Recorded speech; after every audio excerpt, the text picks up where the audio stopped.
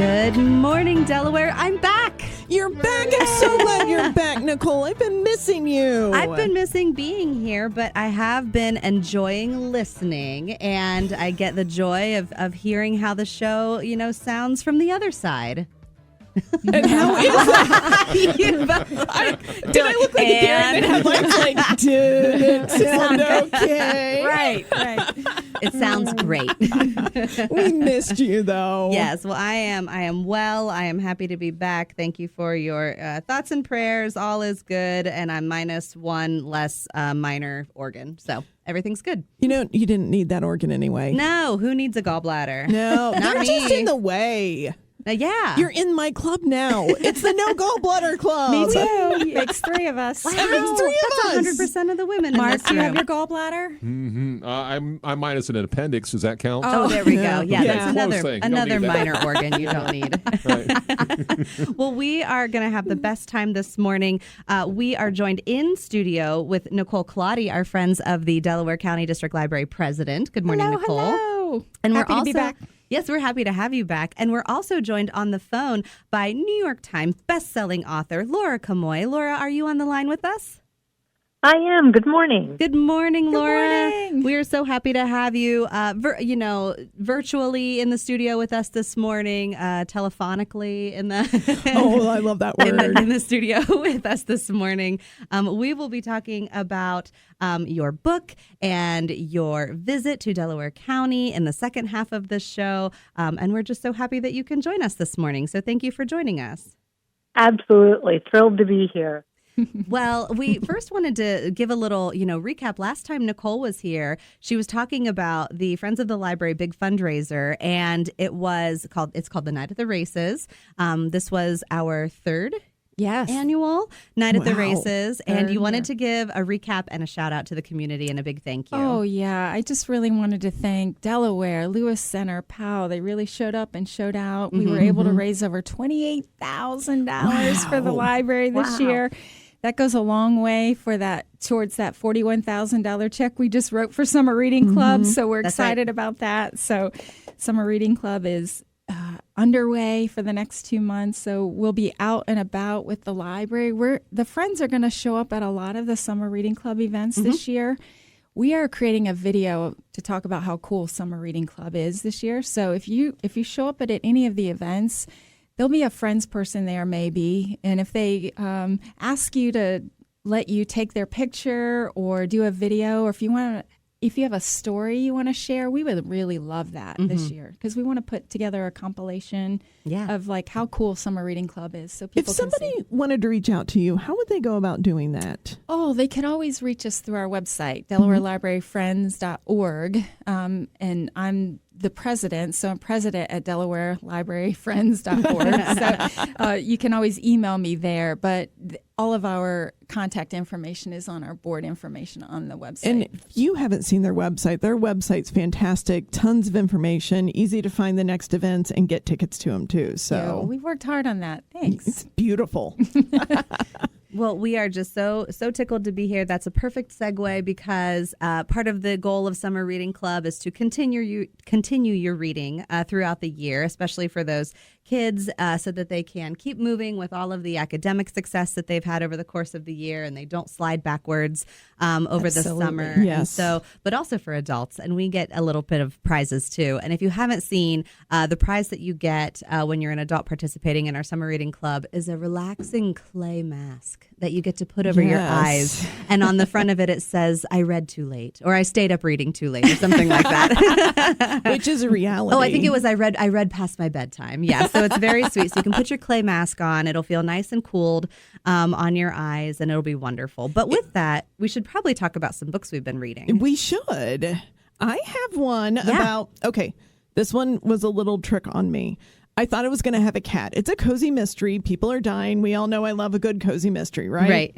It had a cat on the front. I really don't know where the cat came into play at all. So false advertising on that one. Do not put cats on the front if they're not in the book, people. Rude. But luckily, they had another of my favorite topics in it. They had cheesecake. This one is called The Diva Says Cheesecake. It's a domestic diva mystery. It's number 15. Wow. I haven't read any of the others, so don't worry. You can just pop on in. You're just fine, by an author named Krista Davis. This story starts in the kitchen of Bobby Sue Bowden. And Bobby Sue is known for making famous cheesecakes. But they're getting ready to have an event, and people don't want a cheesecake. Well, at one point, Bobby Sue has noticed that her husband hasn't been around. And her friend, Hannah Swinson, who is the one who's going to solve all the murders in their little town, because, yes, there have been 15 murders or 14 murders before this one. Gosh, that's she goes unfortunate. down into the wine cellar, notices some broken glass, gets it in her flip-flop. And as she walks around the corner of all those wine bottles, there is Bobby Sue's husband, dead on the floor in front of the wine racks. Oh, no. Oh, my gosh. Dun, Now, dun, dun. dun, dun, dun. This is a case where we blamed like everybody who lived in this city. I mean, I don't think there was a point that everybody was not a suspect in this one. It was a lot of suspects. Right. It was going back and forth on the suspects. It was some really unbelievable suspects. Bodies were moved, things were done, people were all over the place. There still were no cats, but it was still a pretty fun, cozy mystery. I wouldn't say this is one that I'm going to like run out and do every book in the series, but this was a pretty good one. It had that sort of July 4th theme to it, so get me ready for the 4th. Yeah. So, if you're looking for just a solid, cozy mystery where lots of people are guilty, it seems, and a lot of bodies are dying all the time in this town, go ahead and try it. It works. And you said your reason for wanting to pick this one up was simply the cat on the cover? Yeah, I completely will read a book because you put a cat on the cover of it. That's about my number one. You're perpetuating this like library cliche. I'm wearing a La sweater Cats. right now too. So if my hair was longer, I'd have a bun. Mm-hmm. Nicole, I'll take that for you. You'll take that one for me. Yeah, I know. I've got a little too much old school librarian maybe in me. Well, our author, Laura Kamoie, who's joining us via the telephone this morning. Laura, you write historical fiction, A Founding Mother, My Dear Hamilton, America's First Daughter. What sort of things do you read? Are you reading historical fiction, or where do you like to escape to? I do. I love historical fiction. I love horror. I love romance. I love thrillers. I sort of am an equal opportunity reader. Very nice. I grew up reading horror. I grew up on Stephen King and Anne Rice at ages when Me too. My probably favorite. weren't appropriate. Yes. I think we all remember sitting up with Anne Rice and the vampires at one point. Exactly.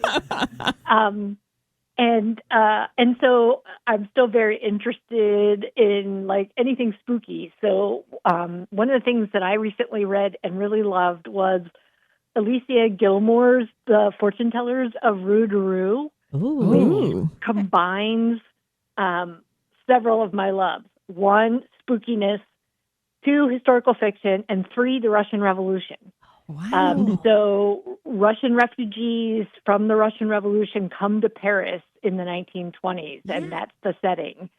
And this isn't necessarily the Paris of like, the rich and famous and parties and all of that. This is the Paris filled with intrigue that has spilled over from the Russian Revolution. And the main characters are a woman and her grandmother who run a tea house by day that turns into a fortune-telling shop at night. And so there's ghosts and there's curses and there's all kinds of very cool Russian folklore that may be coming to life. And I just really loved sort of the Gothic setting of it and seeing a different side of 1920s Paris. Oh, that sounds amazing. Well, I've already put my hold on while you were talking. Right. So. Yeah, that's perfect timing. I'm in a musical, and it's Anastasia, and at one point, the Romanovs flee to, or the remaining, or just the Russians in general flee to Paris, and I was like, oh, this is the world that I've been living in right now. So Oh my gosh, perfect. that's yes. perfect timing. Oh, that sounds amazing. The Fortune Tellers of Rue Daru, and I'm not going to try to pronounce her name, but you did it beautifully. Both the book and the audio are on Libby. If anybody else is ready to go, it's there. There we go. There we go. Nicole, what about you? What do you have in front of you this morning? So July is my month to pick the book for my personal book club, and I picked Fox by Joyce Carol Oates. I am a lover of Joyce Carol Oates for many years. In fact, I discovered her in the late 90s when Oprah picked one of her books, We Were the Mulvaneys, for her Oprah book club, and I just fell in love. So I was hooked then. I had to look up how many books she's written, though. 58 books. Wow. 58. I had no idea it was that much, so I got a long way to go to get her all in. But as I was researching that, I came across a weird thing, just a weird coincidence. So I went to high school and college in Buffalo, New York, in a small suburb outside of Buffalo, and she lives in the next suburb over called Lockport, New York, from where I lived all this time, and I had no idea. I could have run across her at the grocery store, at a restaurant or something. I was like, oh, dang it. I had no idea, because it's really small. I'm sure everybody knows everybody. You know what I mean? So anyway, that was one thing that happened while I was looking through. I was like, no way. Anyway. Fox. Oh my gosh. So psychological thriller. Love it. At the other end, though. It's not a cozy. It's not cozy. It is dark. Oh, suspense, mystery. But it opens up with the murder of Frances Fox, who is a charming teacher at a prestigious boarding school that everybody loves. And so the whole book unfolds on trying to figure out how he died. Was it suicide? Was it murder? Was it an accident? But when they're investigating it, it uncovers his terrible behavior. He was hiding a big secret. He was manipulating his students. Pedophilia gets involved. Yes, it gets really dark. Very dark. Really Yes. dark. Yeah. Nobody had any idea. And, that's probably the scariest part of this book, is how much the community just ignored the evil right in front of them because he was so charming. You know what I mean? How could he be? Everybody loved him. Believe what you want to Scary. believe. Scary. That's the scariest thing. But anyway, it's a page turner, really, really good suspense thriller, and I highly recommend it. My book club, as they're reading it, have been texting me, oh my God. I'm like, I know, it's like an accident on the highway that you can't look away from. I'm sorry. Right. But it's something we don't normally pick, so I think it's good for them to get outside their box. Absolutely. Sometimes I feel like those need just a tiny palate cleanser afterward. You know, like you want to go into maybe not even a cozy mystery. You just want to maybe a romance. Maybe a romance. You want to go into fluffy. a romance after that. I have a really bad one I talked about last week if you need it. What about you? I'm going to throw it way back to a book that came out in 2006, but has spurred many a life in the whole entertainment community. It's called Water for Elephants. Oh, love And it's by Sara Gruen. Yes. And again, this came out in 2006 as a book, and it is a really beautiful story. We're in the early part of the Great Depression. And Jacob Jankowski is fleeing home, as most people do when they end up joining the circus. He hops a train, and the train ends up being a train of the Benzini brothers, which is a kind of third-rate circus. And he just basically, he doesn't want money. He doesn't want anything. He's just like, can I work? And you go ahead and you feed me. Feed me and give me a place to sleep, and also help me run from my problems is the subtext. Isn't that why anyone joins the circus? Exactly. While he's there, he meets Marlena. She's the star of an equestrian act. The horse is suffering a little bit. Jacob kind of offers some recommendations, and as he does that, they realize that he went to vet school, but he never ended up graduating. He doesn't have the credential, but he has pretty much everything that goes along with it. So he kind of becomes the de facto circus veterinarian. He also develops a bit of a romance with Marlena, but the problem is she's married to the ringmaster. Always a little bit of a glitch there. Yeah. The ringmaster. Details. He's handsome and he's charismatic, but he's got a mean streak. He's got a mean side. And when the horse inevitably does have to pass, because of just, being a circus horse and years of work and things like that, they need to save the circus. And so what do? But they go buy an elephant. Exactly. Perfect replacement for a horse. I get it. Exactly. Rosie the elephant is having a hard time learning all of the acts and things like that. And there's a fun little discovery when we realize that the reason why Rosie wasn't responding to most of the requests of hers because Rosie isn't an English-speaking elephant. Well, that makes sense. Rosie might be taking her cues from a language that she learned from someone else, from some other native language, or some other, emigrated language at that point in the Great Depression era. So Water for Elephants, of course, if you know it, it has been this beautiful book. It was also made into a movie, and then it was developed into a Broadway musical. And so the Broadway musical is in town right now. If you like seeing musicals, I would definitely recommend going and seeing it at the Ohio Theater. That's what brought it back into my forethought. As we were walking out of the show the other day, there were some folks whose conversation I might have been listening to behind me. And they were saying that, oh, the book was great. And the person said, oh, it was a book. And I was like, oh, my gosh. And somebody else said, yeah, the movie was great. And the person said, oh, it was a movie. And I'm like, golly. Not everyone does their homework, Nicole. I know. It's true. It's true. So Water for Elephants. Go ahead and take a step back in to 2006 and read Sarah Gruen's novel. So with that, we will take a quick break and we will come right back with Laura Kamoie, New York Times bestselling author of A Founding Mother and a visitor to Delaware County in the next 2 weeks. So stay tuned. Welcome back. We are having the best time this morning because in studio with us, we have Nichole Klatte, Friends of the Library president. Good morning, Nicole. Good morning. And on the phone with us, we have author Laura Kamoie, who has the most recent release of A Founding Mother, a novel of Abigail Adams, written with Stephanie Dre. And Laura, you are coming back to Delaware on Thursday, June 25th. We're so excited to have you. I am, and I can't wait. I loved my visit last time, and I'm really looking forward to it. It was so funny. Yesterday, I was cleaning out one of our workspaces, and I found a newsletter from our Friends of the Library from January and February of 2019. And right there on the cover of it was author Laura Kamoie on January 24th. That was so sweet. And I took a picture of it, and I sent it to Nicole, and I said, look what I just found. And I was excited because I was like, that's when I first joined the Friends. You were my first author. So I'm so excited you're coming back. Oh, my goodness. Yes. So this visit will take place again Thursday, June 25th. You can learn all about it at DelawareLibraryFriends.org/author-visits or just look on the Eventbrite page for the Friends of the Library. But Nicole, why don't you set us up first a little bit and tell us about what kind of setting we're going to get into on that night? Yeah, Laura, the last time you were here, I think you were at the Orange Branch for your talk. So this is going to look a little bit different for you. We are going to be off-site at an event place called the Dempsey Event Center, which is very historical, which we thought might fit in with your historical fiction.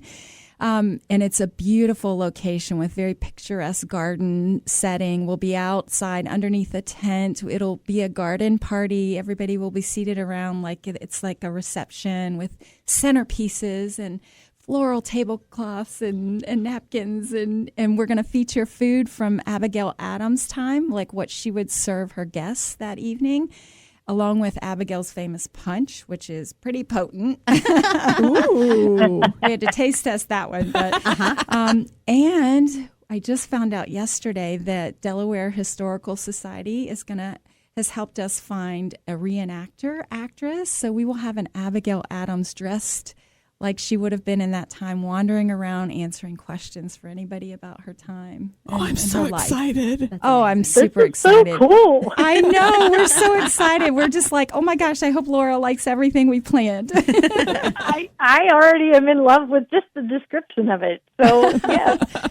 Well, we're excited to hear all about the book and ask you lots of wonderful questions. I know people are anxious to see you.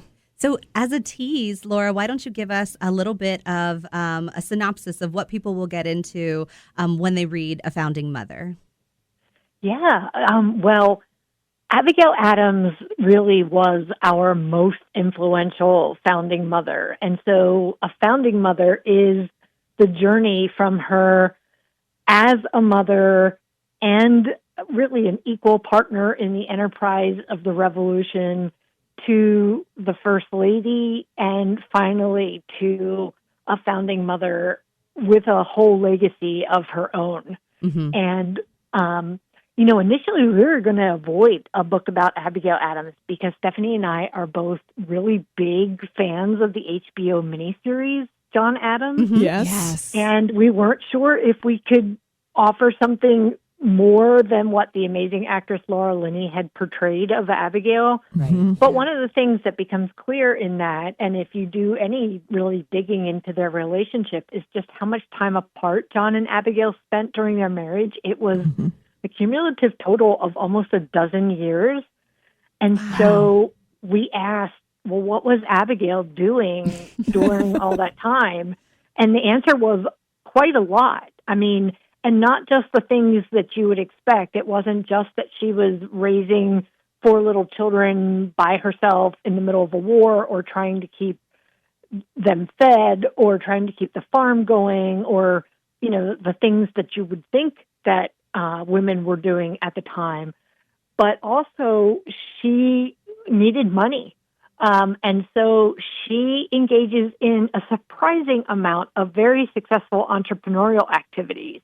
And it starts with selling pins. If you've ever heard the phrase pin money, No. it comes from Abigail Adams' entrepreneurial activities.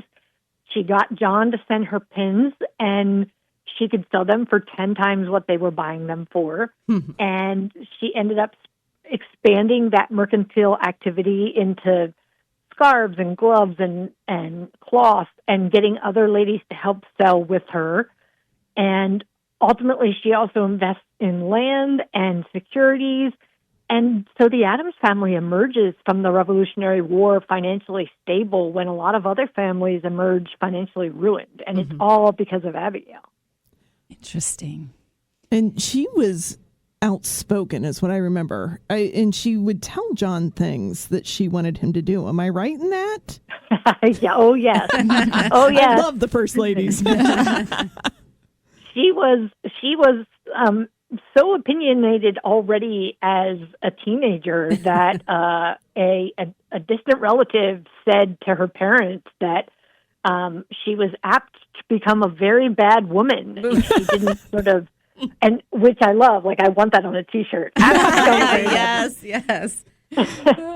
But part of the reason that she picked John Adams is because they had a relationship, a friendship, where they very much exchanged opinions and discussed the matters of the day, and he respected that about her. And she wanted someone who would let her basically be who she was. And she was opinionated. She did not hold back from advising John, and she did not suffer fools. Like, she said what she thought. And of course, the most famous example of that is from March 1776, when she admonishes John to remember the ladies in creating the laws of the new government. And that's what most people know. But actually, the letter is much more interesting than that, because she goes on to say, remember that husbands will be tyrants if they can. If we are not remembered, we are determined to foment a rebellion and will not be beholden to any laws in which we have had no voice or representation. Wow. So, yes, she has a whole sort of partnership with John that is very much based on them exchanging ideas. And of course, this 12 years of separation means that we have all of these exchanges in the form of their more than 1,000 letters that they exchanged. I'm always fascinated how we hear from history how relationships and women, were very modern even back in those days. They just had to go about it a different way. I mean, they still felt the same we did, that we do today. But the way they accomplished things, I'm always amazed how they made things happen when they didn't have really the rights to do it or the culture that surrounded that encouraged that behavior. You know, I just went to McKinley's tomb a few weeks ago, or maybe I don't know.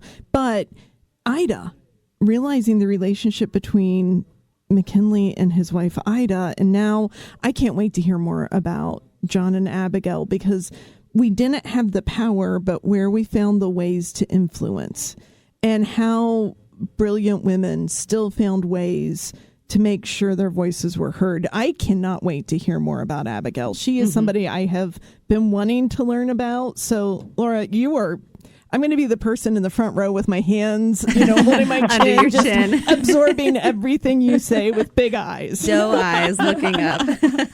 Well, Laura, Perfect. You're our people then. that's right, Laura. This today is just not even the tip of the iceberg. It's like a glimpse of the tip of the iceberg with you.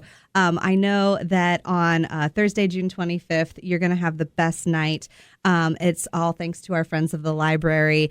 Tickets are still available. Yes, are they? We do still have tickets available. Limited, probably though. Yes, we're getting down to it now. Yeah, as we get closer, they start to go quicker. So. Yeah, it's going Don't to be worry, Mom, I got ours. a very popular event.